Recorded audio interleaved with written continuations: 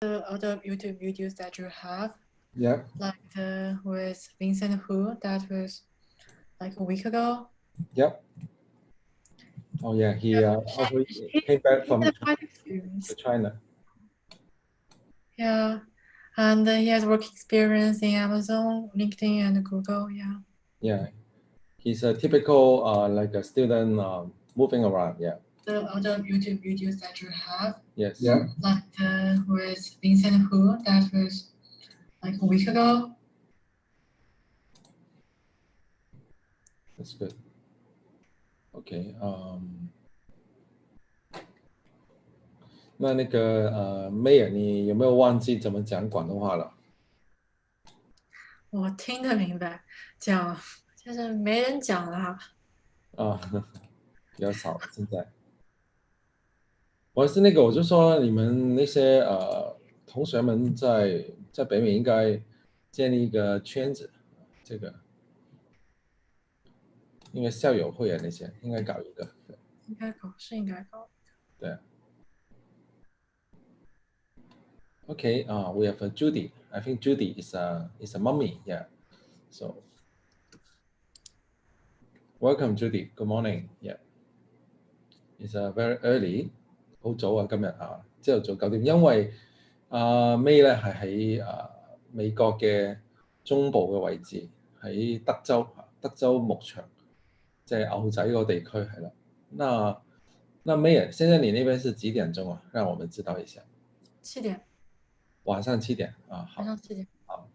係咯，因為時差，我哋朝早其實好易記嘅，將日頭反轉減2個鐘咧，就係美國時間係啦，美國中部時間係。咁我哋係日頭啦，咁所以佢哋係夜晚係。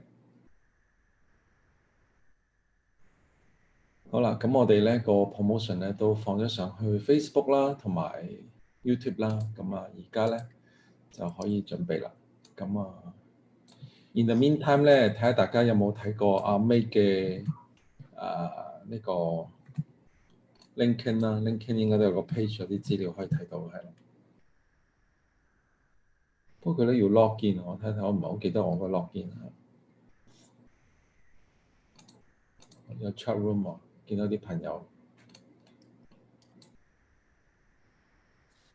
OK, good. Oh, we have a couple of members on YouTube as well. Welcome. Good morning. Yeah, feel free to raise your question here.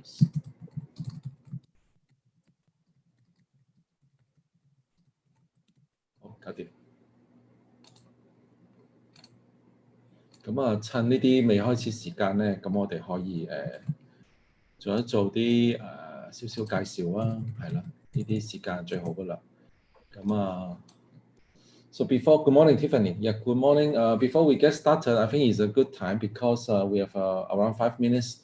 So why don't we go through like a couple of new activity in the department level. So as you can see, a couple of departmental colleagues also receive awards from various places, from China, from around the world. Yeah, these are our senior faculty members. And yeah, we also treasure the opportunity to attend our students' graduation ceremony. That was the most amazing moment. And we'd like to highlight that the department, you can go online to find out the new EE Joint Lab scheme. This is a new scheme that collaborate with industry partners and for driving recruitment for students and also technology event. We collaborate with industry to organize a technology seminar, lab visits for students, and also facilitate R&D commercialization for startup investment opportunities. And among these schemes, you can see that in the department, there are a couple of research area, including antenna, including computer engineering, nanotechnology, photonics. And as far as I know, May, our speaker today, she's working on human computer and psychology domain. and that would be very interesting for us to know more about her. And for this joiner scheme, you can see the research space, teaching base, organization base, cooperation with industry, and also university. So this is some initiative. At the moment, we already formed 10 different joint lab with companies in US, in China, in Hong Kong, and in different parts of the world. And we are engaging with different parties to create win-win opportunity for student, university, and also partners. And as a student, I think high school student can take a look at the upcoming events page. So this is, you can see the outreach activity that we have conducted in the department level. So you will see what are the events that we can attend as a high school student. For example, there's a news talking about 6G to 8G. So if you want to know more, you can click the link and watch the video.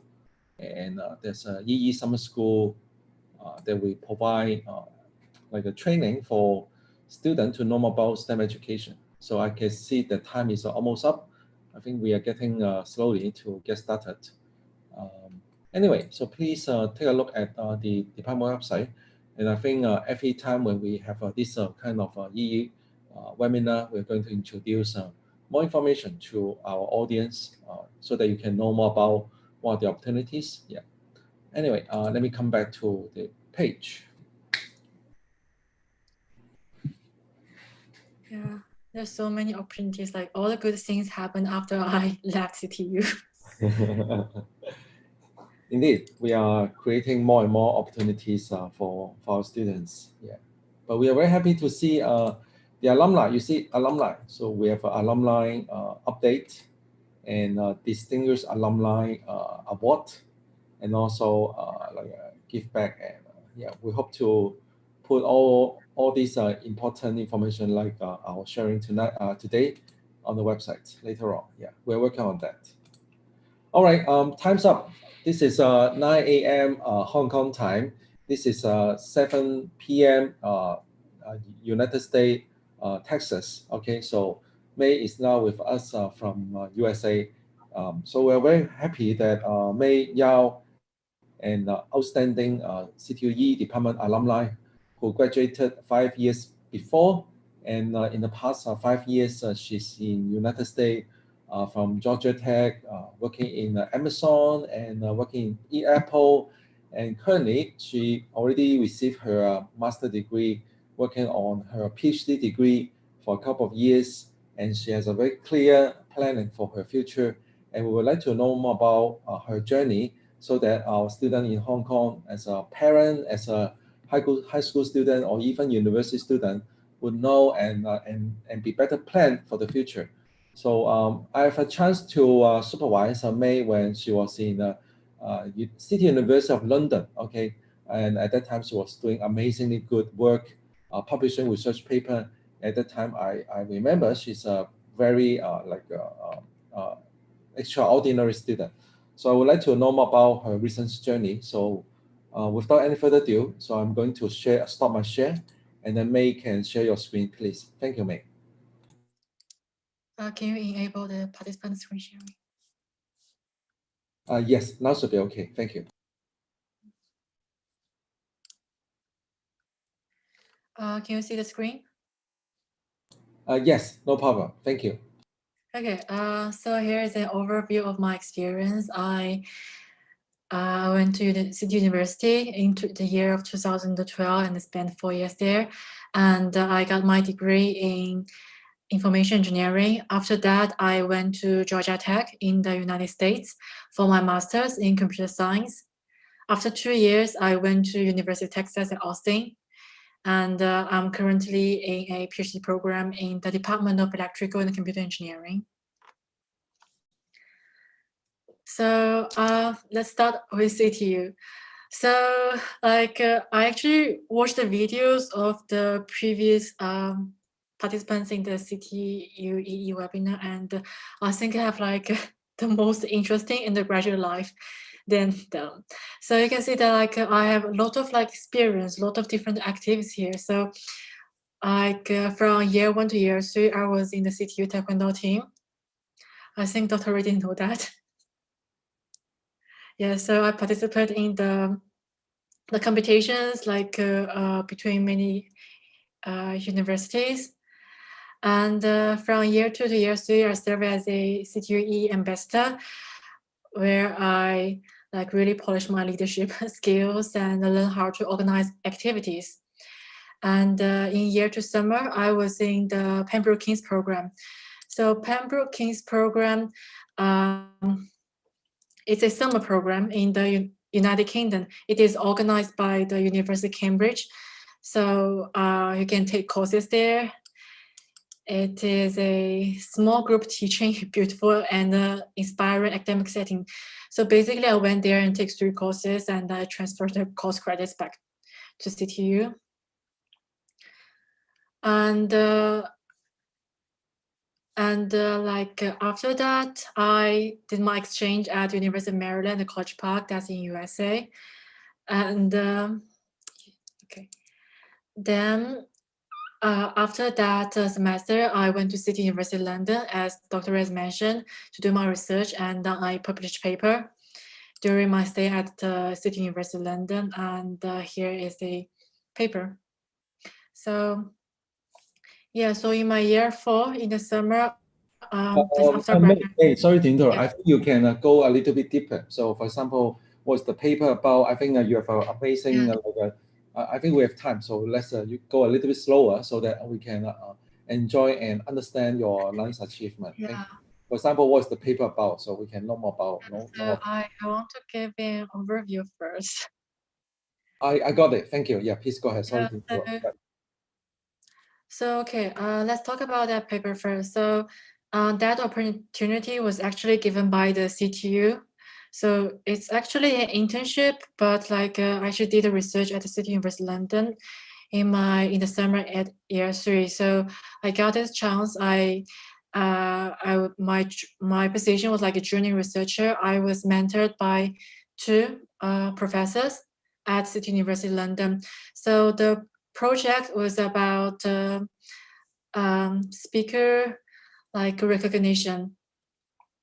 So it is how to say that. So it is like it's using machine learning to recognize the speakers, like recognize you by your voice using machine learning techniques. And what the professor at there, what they did is that they add the privacy, they add the cryptography on top of it. So the voice is like your information, and you want to encrypt it so that it cannot be stolen by someone else in the transcription, in the transmission. So that's why it's called privacy preserving speaker recognition. And the method is using the Gaussian mixture model. That's a machine learning model for the speaker recognition. And we apply the cryptography, encryption, decryption on top of this GMM model here. I don't remember that there's a lot of equation there. That's mainly about this Gaussian mixture model. Gaussian mixture model is a model for machine learning, and the features that the feature engineering for the voice, we use this MFCC, male frequency cepstron coefficients. Basically, we obtain these features from the voice, and we put the features into this model and use this model to predict like which voice belongs to which person. And then the rest is the privacy preserving techniques that apply to this Gaussian mixture model. Yeah. So I don't want to make everybody bored with all those equation details. So I spent the entire summer working on this project, and actually continued with it as my final year project under the supervision of both professors from CTU, like Dr. Ray, and also professors from the City University London. And that's we published this paper actually got published after my graduation, after I finished everything. It was published in the year 2018. That's 2 years after my graduation.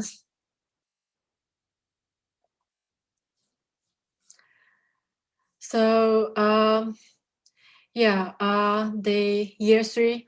So year 3 spring, I got the exchange experience at the University of Maryland College Park. This is like a university-wide level of exchange experience. So yeah, so like the CityU have like a lot of opportunities, and got a lot of great exchange experience with a lot of wonderful universities. So I went to University of Maryland at College Park because it's like because this is after I spent 1 summer at University of Cambridge in UK, and I wanted to get some experience at the USA to see if like I like UK more or like USA better. So I want to have experience and exposure in both cultures, in both countries. That's why I went there. So I took about 4 courses in my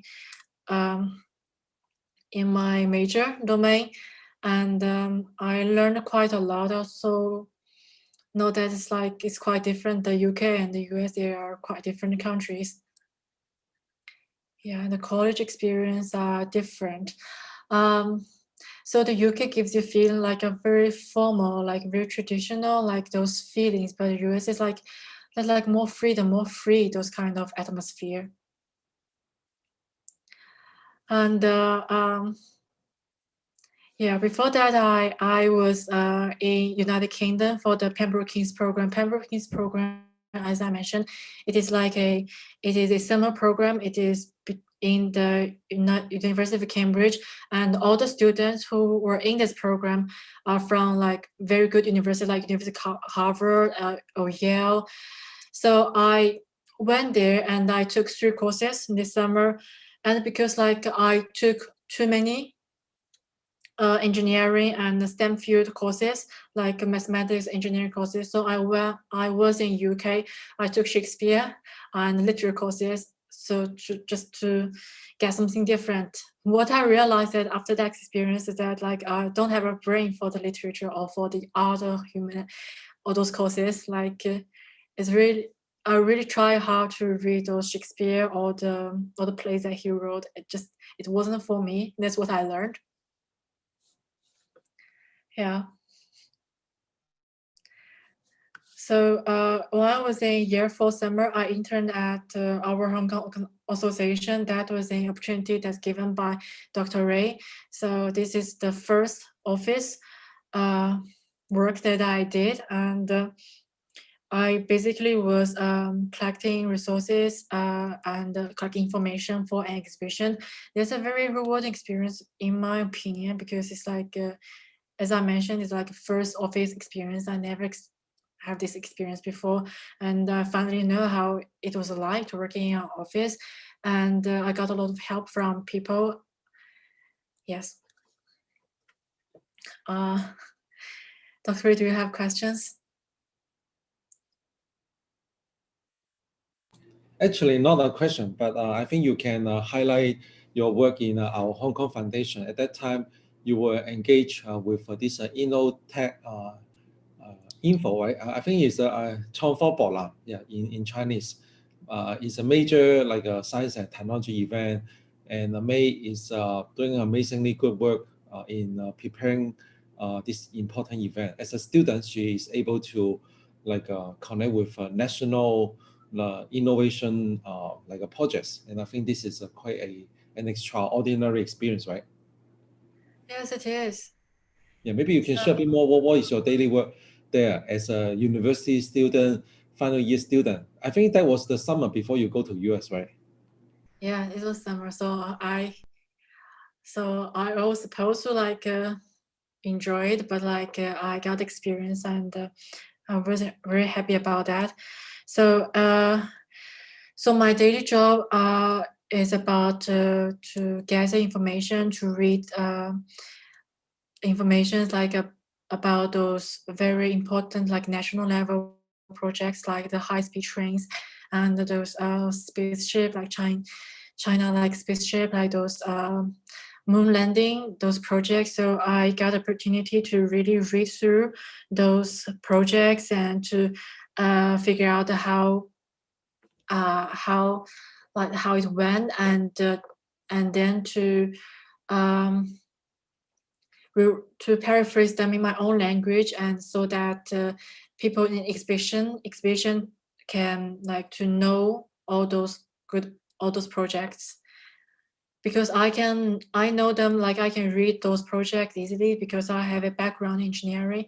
But the people in the exhibition, they're like normal people. They don't have a background in those engineering or science. Moon landing or high-speed trains, they are very cool projects, but how cool it is, and we don't want to provide them with all the like scientific information. That's why it's so cool. It's because it's cheap, because like scientifically speaking, or because in engineering, that's how significant it is. I want to like my job is to present all those information in like a normal day like language that people can understand. This is like this provides me with opportunity to really understand those like perfect projects, because like before that, like I got all those information from like the news that like as everybody else.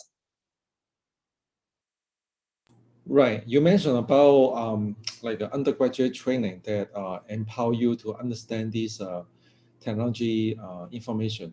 So can you describe a little bit more, like in your undergraduate study, how does this transformation occur through course activity or assignment or interaction with professor or student? How does it look like? And I think as a university student, even they're studying EE, they need to know this kind of skills, right? And even high school student or parent, they may want to better prepare their children to go into this area. I think this is important. Yeah, so CityU-EE, they have like very good like foundation courses, like the circuits courses or like programming courses. So this is like when you want to understand engineering, you want to understand like those very good like super important projects. Those are the foundation, the basic knowledge that you need to know. So like of course there are like a lot of things in high-speed trains that I don't know, that like it's impossible for me to understand because they're like very high level. But with the foundation knowledge, with those other courses and assignments that I took in CityU-EE, they provide me is a good base. So it's like I can understand like from a high level that like I understand why it works and how it works like in a general big picture. And then it's like with that information, then I can understand like how it moves from like step 1 to step 2, and why it is important, why certain decisions we're making at a certain point. Yeah. So yeah, that's what CityU provide me. So it's like, so the basic, so all the courses in the bachelor's, they are like the foundation knowledge in the engineering or in the major, because like when you're talking about high level knowledge, you always have like master programs or PhD programs, but CityU-EE provides a very like good foundation knowledges, and with it that you can like easily, like not that easy, you can start to learn or start to grasp like the high level knowledge easily. Right. You went to so many different universities, right, in the world. Yes. And how do you compare your experience among these universities? They must have some very unique or some very pleasant, or maybe it's not that pleasant experience. So how do you compare your education like hops in different locations? Maybe you can share a bit more with us, please. So like first is a comparison between the CityU and all the other universities. So CityU is like still in Asia. So it's like all the other university in China, or like from my high school experience, like the schools in China. So like in the classroom, it's mostly quiet. Like you don't see a lot of people like really raising hand to ask questions and answer questions in a very motivated way.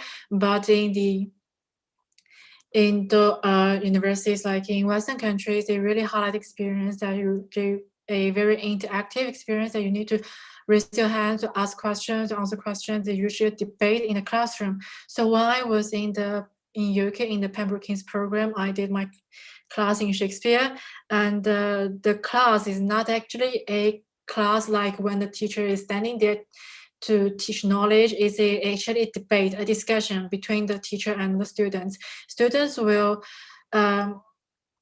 will have their arguments, and they back their arguments with all the resources, with all the knowledge, information they can find in the books, and the teacher will always discuss, will talk to students and guide them in the direction. So that's the difference. So the difference that in CityU we tend to just pass the knowledge on, but like in the Pembrokes program, it's more like an interactive experience. But I think it's probably also because like this Pembrokes program is a summer program. It's not like like people have a degree level a program. It's a summer program, so it's like more freestyle. So while I was in the University of Maryland College Park, it is in a spring semester. It's like a normal semester. I study with all the other students. So it's like it also has like a lot of questions and answers, but it also has like a lot of like the teachers just lecturing there, like different teachers, different styles. So some teachers just like to stand there and just to write all the knowledge on the blackboard to pass on the knowledge. And yeah, so while I was in University of Maryland, I realized that there are like a lot of different like programs that people can engage. So I was in CityU, I think most of my focus was more on the like those academic programs, like the exchange experience or those research experience, like how can I get internship. But like in the University of Maryland, that I found that like there are a lot of like activities, like those activities organized by the students, like those clubs, they are like very, very popular among students as well. And for City University London, so I went there in summer, so it's a summer experience, like another normal semester. There weren't many students there, and it provided me with a first like lab experience. Is that like working in a lab that was supervised by 2 professors. So I cannot compare that with CityU because I didn't have that experience at CityU. So basically what I did is like, I went to the lab every day from 9 o'clock in the morning to 5 p.m. in the evening. I just sitting there reading other papers and try to do research. It is my first official research experience, and it's also the first time that I was really trying to read papers, like trying to read a lot of papers. It was very hard for me at the very beginning, like because the papers. The main thing about papers, they're trying to talk a lot, like all their experiments, like all the knowledge, all the contributions, all the new things that they find in a limited page. So it's a very academic, very professional language, and it really put a lot of knowledge in those like 10 pages like papers. And I was only a undergraduate then. There are a lot of like things that I didn't understand at that time, so it usually took me a week to fully understand paper and to understand like a lot of other knowledges that like they mentioned in one sentence they use this method, and I have no idea what this method is, and I have to spend like an entire morning research on this method, what exactly it is. Yeah. You mentioned about like high school and then before you enter university.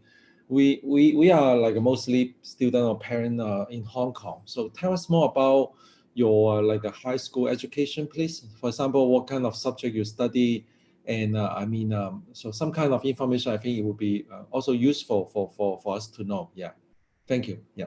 So for high school, I was from Shanghai, so I did my high school in Shanghai, and yeah, it's like I took all the courses like Chinese, mathematics, English, the physics, chemistry, biology, geography. It's like all the courses it's normal. It's normal. It's like a normal high school in China. I took all the courses I'm supposed to take. It's not. It's not like you have a choice of like you want to take something, you want to take a course, you don't want to take a course. It's mostly likely you have to take a course. So in my final year, in my last year in my high school, I decided to take physics because Shanghai at that time the college entrance examination is a bit different from other provinces in China. Other provinces that you took either the engineering, the STEM, like the science engineering, or you took those like arts humanities ones. For the science engineering, you need to study the biology, chemistry, and physics for the college entrance examination. But for the arts humanities, that part you need to study the like geography. Some I forgot because I didn't take. I wasn't paying attention to that. But in Shanghai, so you in the college entrance examination, you only take in the year 2000, in the year of 2012, you only take Chinese, mathematics, English, and +1. I take physics, so I have 4 courses in my last year in high school. So sounds So like yeah. sounds like science and like fee can buy is also one of the high or essential priority for student in Shanghai, right? So is it most of you guys actually need to Yes. take this kind of subject, and how do you see this kind of a science foundation help you with your university study and also like a current PhD study? So how essential, how important in your perspective? Thank you. Yeah, so like science, engineering, those courses are very important, I think, because if you took like physics, chemistry, like biology, or scientific science engineering courses for your college entrance examination, that then when you are finally at universities in China, that you can pick like a lot of more majors. You can take those like science engineering, like math or engineering majors. You can also take the arts and humanities, social sciences majors as well. However, if you only took those like geography or some other like no, not science or engineering courses as your college entrance examination, then when you're at university, then you cannot pick those like math majors or like engineering majors. So choosing science engineering is more important because you have more options to choose majors in the university. Yeah, that's why it's so important. How it prepares me for the university is that when I entered CityU, I realized that students in Hong Kong, they don't have to take physics or chemistry or biology. They don't have to take it. So sometimes they just have like I can say like almost no knowledge in this area, because when I took the physics in my first year in CityU, um, the course started with Newton's law. Like Newton's law is like the foundation of all the physical series. I took that in my high school already. And but here in the university, I started the Newton's law. That means that a lot of students, they never took physics in their high school. The same thing can be said for biology. So like the first year in institute for me is easy in a sense, is that I understand and know a lot of knowledge, like especially the physics and the biology. I took the Chinese version already in China. So my main struggle is to try to remember all the words, especially biology, those words in English. And those this mathematics and physics, those courses are very important because it's also important, like for me, for my research, in like in the STEM area, like those mathematical engineering courses are very important because they're also the foundation. Yeah. Cool. So your in your high school, those subjects are mainly in Chinese. Is that what you're saying in China, even in Shanghai? Yes, so all the courses except English, everything is taught in Chinese. I see. So Yeah. yeah, so I learned a Chinese version of everything. Now I just need to relearn it in English. But I didn't learn the calculus part of math in Shanghai.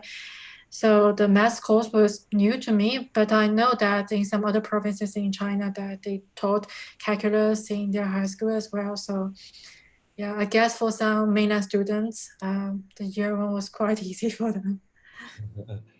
And I think also apply to maybe the Indian student because in university there are lots of students from overseas. Maybe May, you can describe how is your international student experience in CTU or even now in US in UT Austin. Do you see a lot of students from Asia, for example, or in CTU? Do you see a lot of students outside Hong Kong? Can you describe your experience with people here? Thank you.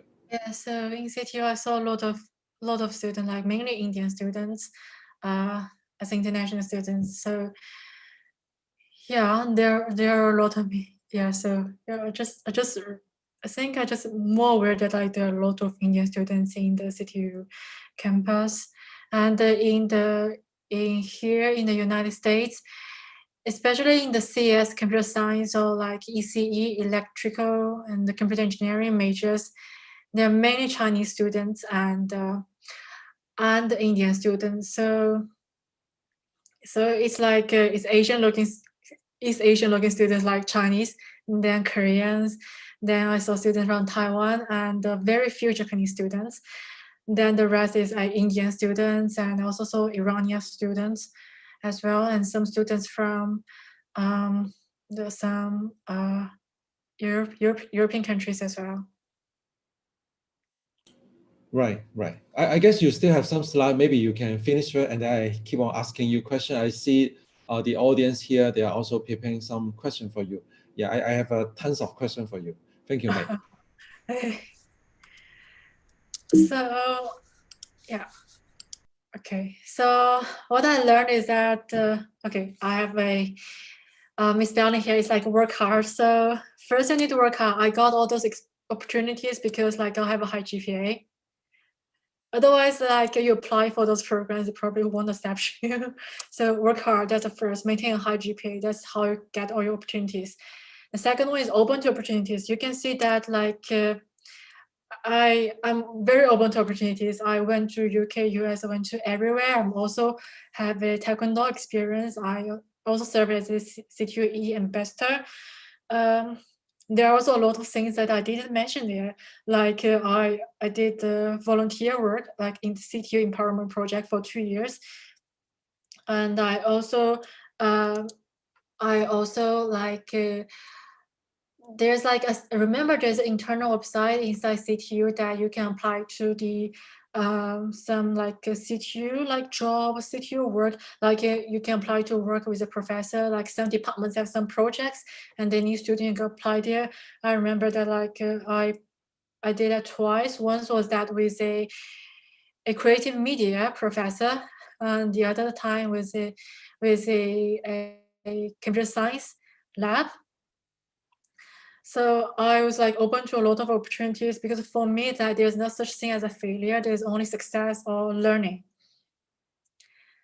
And also the third takeaway is that be selective. So like like I have so many opportunities, but I cannot be good at each one of them. Like I have limited time. I need to maintain my GPA, so I cannot like spend so much time like elsewhere. So you need to be. So I need to be selective. I focus and don't. I try not to overwhelm myself because I can't just be like perfect at like at each and everything that I did.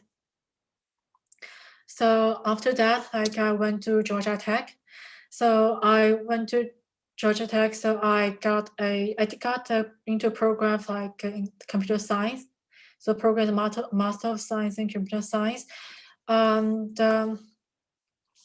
what I learned immediately is that the US is a different culture. Uh, it's like I went to the University of Maryland before in my undergraduate, but like it was only for one semester. So I think I was mostly very relaxing in a way. But like now I have like a degree in the United States. I took everything very seriously, and I realized that this is a different culture. So while I was in CityU, that I got this opportunities. Usually that I have a high GPA. I applied that and I got that. But in the United States, it's way different. If you want something, you have to like really to communicate, to talk to people, and then that's how you get opportunities. So the best way in the United States to get an internship is go to the career fair that's being organized by university. So in the career fair, that you really need to talk to people. You need to highlight experience, like why you are a perfect candidate, and like not everyone else in the line.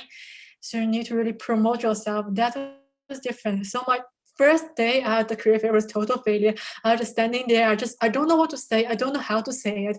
I know that I want this opportunity bad. I want to have an internship experience, but I don't know how to say it, how to convey that like I'm the right candidate for them, that I'm the person they're looking for. So that was a thing that I didn't learn that from CTU. I learned that in the US. Like I learned that through so many like career fairs. So like on the second day or third day of the career fair, I realized I finally know how to talk about it. Basically, I just repeating myself to one recruiter and another again and again with similar stories. And also in GeorgiaTech, and so I think one thing that like most the parents, like most students worry about is the expense. So learning overseas can be very expensive. I remember like one semester you can spend about like 20. It's between 10,000 US dollars or 20,000 US dollars. Depends on your program, depends on the school. So all those things is that you actually got like a lot of opportunities after you get there. So I paid for my first semester tuition fee. That's about 17,000 US dollars for one semester. And then I work hard and I got a graduate teaching assistant position with one professor. So I was like, I was a teaching assistant for the graduate level artificial intelligence course. So, and from there, I didn't need to pay any tuition fees. So I waived my tuition fee and gave me about $600 every month as a salary. That was a like very big saving for my family. At the same time, I also want to do some research experience, because usually like after you got a master degree in university, you either go to work directly or you just further your study as a PhD. So I don't know. Actually, at that time, I didn't know what I want. I didn't know what I want. I want to do continue to research, or I just want to start to earn money. So that's why like I have both research experience, also have internship industry experience. So I did the research at human activity recognition. So I got this opportunity. It's also because like I tried to talk to this professor. So like it's not like you have a central place that you can apply. You have to talk to a professor. So I identified that a few professors that I saw that their research that I'm interested in, and I'm trying to send them emails. And most of them, they did not reply my emails. They're so busy, they just don't reply. They probably didn't even read my emails. So I finally got enough courage just to stand outside one of the professors stand outside professor office. I just really try to convey that I want to work with him. And yeah, and so I got experience, the research experience of working with the professor there. At the same time, like I was trying to apply for an internship because I want to industry experience, because it's like I want to know it. I want to know, like, do I really like it? Do I really like industry? Do I really like so that's why I applied. So I applied and got an internship at Amazon. I was working as a software engineer intern in the department called Search User Experience. So from there, like I have two key learnings from there. Is that first is learn to be curious, second dive deep. So I think like the first time I was in Amazon, I was introvert. I was shy. Like I was worried about my English. So I don't know like how to how to talk. It's like sometimes when people try to explain something to me, there's something that I didn't understand, but I was too shy that like I don't want to keep asking them. It's like for the second or third time they didn't understand my question. I was like, fine, I probably just need to figure out on my own. So that's one of the feedback that was given by my supervisor. They were like, I'm not that curious. My feeling was like, I'm trying to talk, but probably just you didn't get it. Then I got shy, real shy. Like I try to avoid, just keep asking questions. I just don't want to treat my colleagues, my supervisors at Google and ask them all the questions. I want to do research and then ask them questions. Yeah. But like, but you know that if there's really something that you don't understand, you really need to be curious, because it's important, because you need to make them know that you're interested in the project, you're interested in the company, you're interested in the department, that you're very passionate about them. You have to ask them questions. The second feedback given by my supervisor is that they say that I didn't dive deep.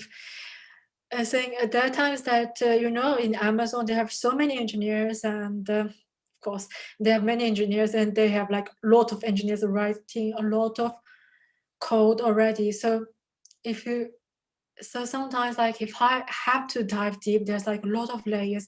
I have to understand the entire systems, like Amazon, like all the other big companies, they have their internal systems, like it's only their system. They have their own Wikipedia. They have own like GitHub. Everything is internal, and a lot of engineers spend a lot of time to build it. And if I have to dive deep to be curious, ask many questions, it's just like sometimes it can be endless. But like as my supervisor said, that sometimes it's endless, sometimes it seems that it's impossible to grasp everything at the same time. It doesn't mean that I shouldn't. I still need to have an effort there and to dive deep, to be curious and ask questions. Yeah. Other questions around here? Yeah, very impressive. I just sent out a link about the Amazon user experience, comparing the web experience, UX experience from YouTube, Amazon, and Facebook. So your duty in the team is to perform similar kind of analysis to improve the user experience, or what? Maybe you can be a little more specific so that our audience here can know more about your like summer internship in Amazon. Thank you. So my project, so I actually have two projects. Summer internships is usually 12 weeks, and you have the first 2 weeks as an onboarding. As I mentioned, they have their internal Wikipedia, they have their internal GitHub, they have everything internal. You need to spend time to learn everything, That's what it's called. It's called onboarding. You need to get familiar with the tools they use. After that, you have a manager, they have a mentor. And I have a small project. I forgot what it's about, but I remember that the main project I have about is it's like a recommendation. When you're on Amazon, that you have this like people buy this product, they also buy this one. People who view this product, they also view this one. So it's like a recommendation algorithm based on the past purchase history or the viewing history. So my project was to create a new people recommendation algorithm for people. Got it. Thank you. Yeah. Any other questions from our audience? Yeah, because we are running out of time. We only have 20 more minutes remaining. And I believe May is now with GeorgiaTech, and we want to know more about her journey in Apple, and also currently in UT Austin, Texas. So please go ahead, May. Yeah, we'd love to learn more from you. Yeah, there's a question, student, member asking me that would like to raise to you. Is it easy to get the scholarship from CityU or those Western university for further study? So what's your opinion on that? For CityU has a lot of scholarships. So when I entered the CityU, I got this mainland student scholarship that covered half of my tuition fee. And then in my third year, I got this government scholarship that overall it covered 80% of my tuition fee. Then for my UK, the Pembrokes experience, the CityU actually has a scholarship of that. It didn't cover everything. It covered most of the living expenses, but I still need to pay for the airfare myself. For the exchange, the CityU-EE has exchange scholarship. It also it's about enough to cover the housing expenses. And the other time that I was in City University London, the City University also has a scholarship. So basically, so for those like exchange, those experience, basically just that you got this exchange experience and then you have this scholarship. It's almost like that. It's basic, yeah. But for the government scholarship, then you need to apply, then you need to go through the interview. For the Western country, for the scholarship, so the scholarship opportunities are rare. They're like, the scholarships are mainly for their own local students, for American students, and some specific scholarship there for like students need to demonstrate that you're from like low-income families or you from some minorities. But for us Chinese, we are not minorities in United States anymore. And they also like in Texas, they have a lot of scholarship for the Mexico, like Latino students as well. So really, you can get a scholarship like from university, from US university, or like from US governments to further your study in the United States. No, usually don't get that. For me, it's like the best chance of you getting some money, financial support from it's called TORA. TA is this teaching assistant. Teaching assistant is that basically you lead a discussion or you grade those grade assignments or you make assignments or you make finals, you make midterms, just help the professors. You get it like because you are, how to say that, because you took the course and you need to really talk to that professor to express how you like the course to be close to the professor and make him aware that you can be a potential good teacher assistant for a course. You should need to be very good at the course.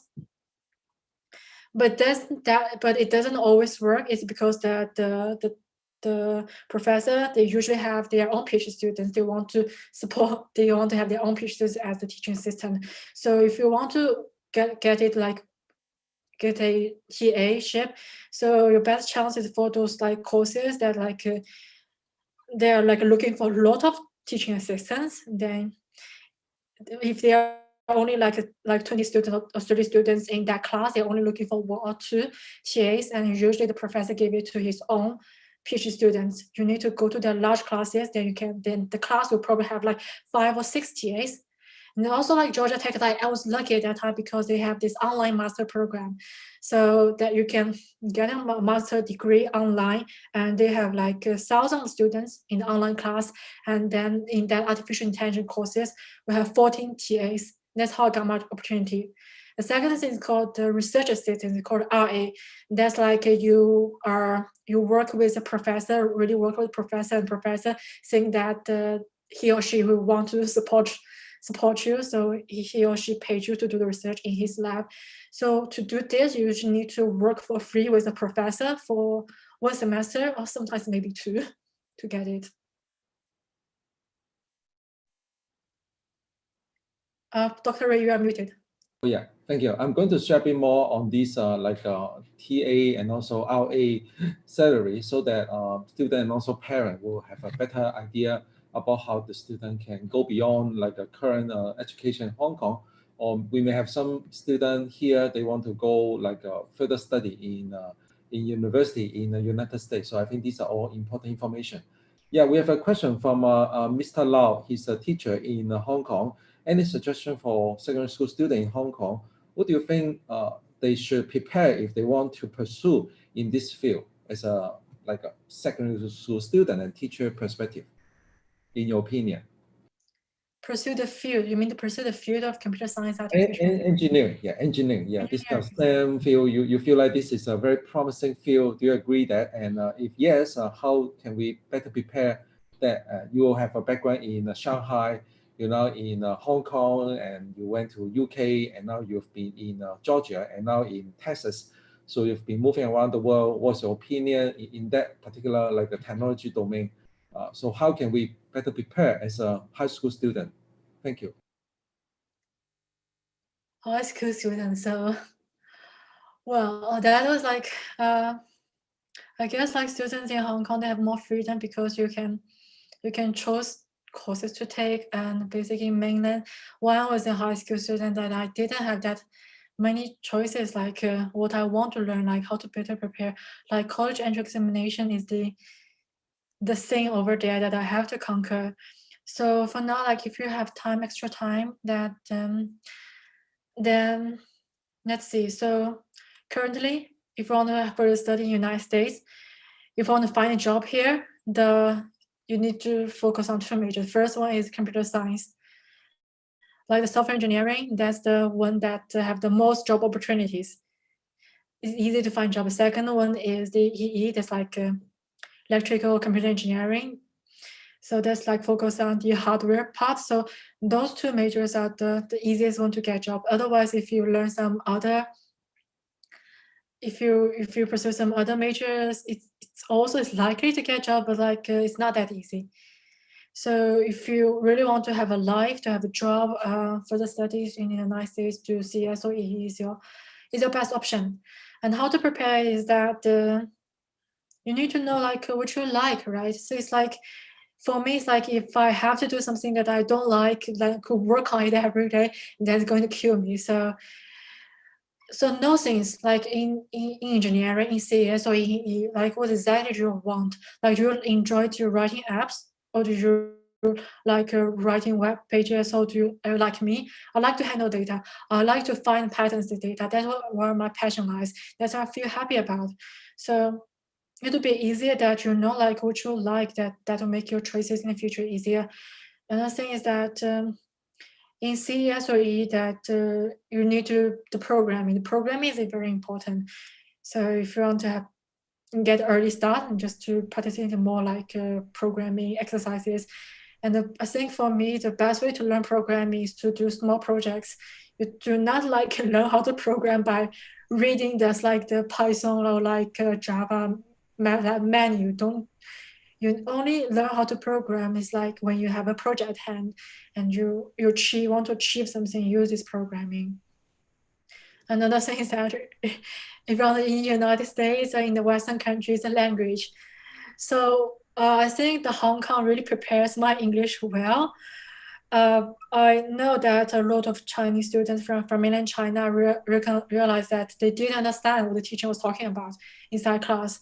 Because in Hong Kong, you have advantage that like most professors here, they understand the Cantonese, they understand the Chinese, so that if you really have something that you don't understand, you go to them after class, they can explain to you that in a language you understand. But in the United States, no, you don't get a chance like that.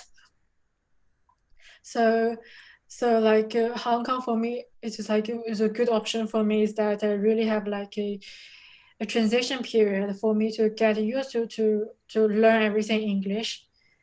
Yeah, so if you want to better prepare in the future in the United States or other countries, the language, because like learning to, because the TOEFL, the test, and then really learn something in English is a very different experience. Like you can conduct like normal daily conversations easily, but it's different from like you listening there in a lecture for a day, or like trying to understand all the assignment questions, to read all the reading and writings in English, to talk to your classmates in English, like in the group project.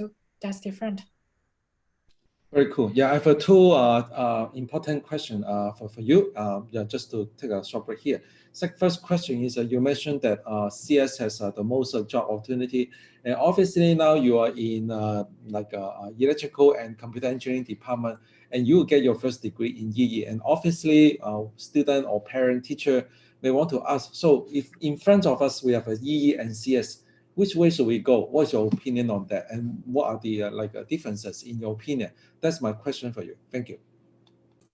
It's like everybody's different. I cannot like it's like they are both very good opportunities. Like they can help you to get a job in the United States, but in terms of like which one to pick, that depends on the person himself. Like what is, because like it's not like a project you did for a semester. That's like sometimes you need to work on this job for your life.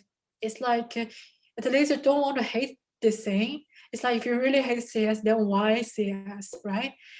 So like my suggestion that like whatever, like they are very good opportunities, and they are different. Yeah. So try to know what they are before you make your own choice. That would be Yao's, May's suggestion. My second question, you mentioned that you have a very good transition period in Hong Kong before you hop over to United States. You get this kind of English learning environment with a nice transition with Chinese, right? So in your opinion, you also talk about coding, right? Coding, and now this is like a EE webinar, supported by like out of code. We want to promote everybody can code in Hong Kong.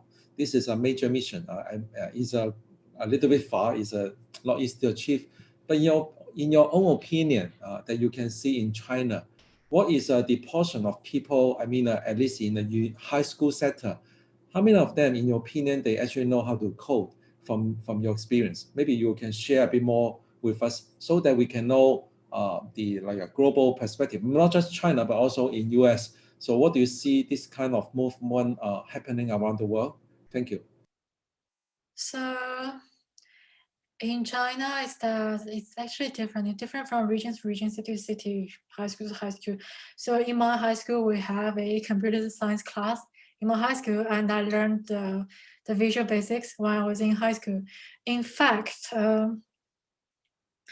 like starting from the elementary school, then I had get exposure to this coding environment. I remember like when I was in elementary school, that was in the year of 2000, and we have computer classes, and in one of the classes there is a I need to write program. There's like a turtle. Then you need to use a turtle to draw something. That's like the first program experience that I have. I think it's called logo or something. It's like first, but of course it's different because I think the Shanghai is a very developed region, and I attended a very good high schools, elementary schools while I was in Shanghai. So that's why I get exposure. But I know that people in some other like regions, not so developed regions, they don't have this exposure. They probably don't have computer classes. So it's different. But if you're competing with the top tier students from mainland China, yes, they know. Like in my high school, they know. Like in some other very good high schools in Shanghai, they also know how to program, at least like Visual Basic in my experience. For other countries, like for Americans, so if they're really interested, some students, they develop their interest in computer science and coding very early, so they started coding very early. I think in the US it's more like, I don't know about their course. I think it's more about like an individual difference. Some people, they show their talent in the computer science, they spend more time in it in their like after schools. Yeah. Thank you, May. Yeah, due to the time, we only have 4 more minutes. So maybe I hope you can let us know your key point in the remaining slide, and then I can spare maybe 1 minute to do the quick wrap up. We really appreciate, a lot of nice questions from our audience. And we also see Eden, who are joining like a 40 to 50 coding lesson with us. Welcome, Eden, again. Yeah, May, please go ahead. Thank you. Yeah, I want to mention that like I can stay here for another 10 minutes also to answer the questions. This slide is very easy. This is UTL Saints in Texas, and we just had 1 million COVID cases. I'm doing research in a lab called Daily Activity Lab. It is actually a lab.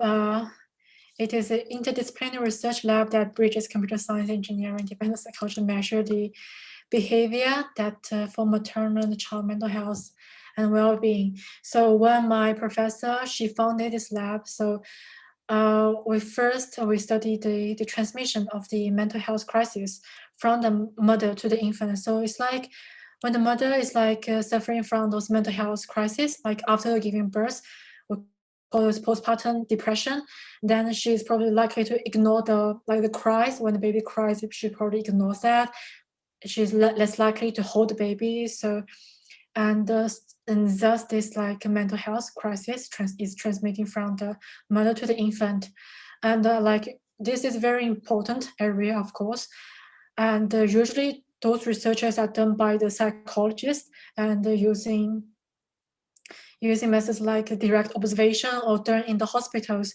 So what we are doing in the lab is that we are trying to use the sensors, different sensors, to monitor like their daily activities, because what's happening in a infant's life is not happening in the hospital or elsewhere. It's mainly happening at home. It's happening it's happening in the action in the home. So yeah, that's why I'm working. That's my lab. And so the sensors and the collect sensor data, and I build models from those sensor data. And so there is this one paper that I published. It is about the detected infant holding using wearable sensing. So we put the sensors on both mother and infant and detect automatic infant holding. It's slightly different from like the research in the areas, because usually in the wearable computing, usually you have those like Apple Watch or Fitbit. You do this human activity recognition like for one person. But here it's like it's in your home that you are detecting the activities between multiple people. Yeah, and that's mainly. And I also have recently submitted a paper based. It's on automatically detect the infant crying in the home environment. It is difficult. It's because like most the studies in the area, they monitor infant cries mainly for like at night, like monitor infant crying at night so that the parents can get idea. But the most crying, like they didn't monitor the crying in the day. It's really hard because you have a lot of like chaos at home. You have noises from other siblings. You have noises from home, from outside. That's why it is hard. And yeah, another thing is like it mentioned that I just finished a internship with Apple this summer. It's different. It's like it's data science internship. This is better. It's because like I love data. It's like I got the idea from Amazon is that I really don't like software engineering. I like data more. That's a main reason that why I keep studying with my PhD. Then I got the data science internship at Apple, and my internship with Apple is in the ads platform engineering. It is so you know that when you are in App Store, when you are searching for an app to download, there is an advertisement on the top. So there are a lot of algorithms behind this algorithm, and for this advertisement to show up there, the companies, they need to bid on different keywords. Like the Starbucks, they can bid on Starbucks. So when the customer does search for the Starbucks in the App Store, search for this app, the Starbucks advertisement can appear on the top, but they can also bid on some other like keywords like Dunkin' Donuts. There's like a competing coffee shop. So when people search for Dunkin' Donuts, the Starbucks as the advertisement will show on the top. So that's what so my project is related to that. Yeah.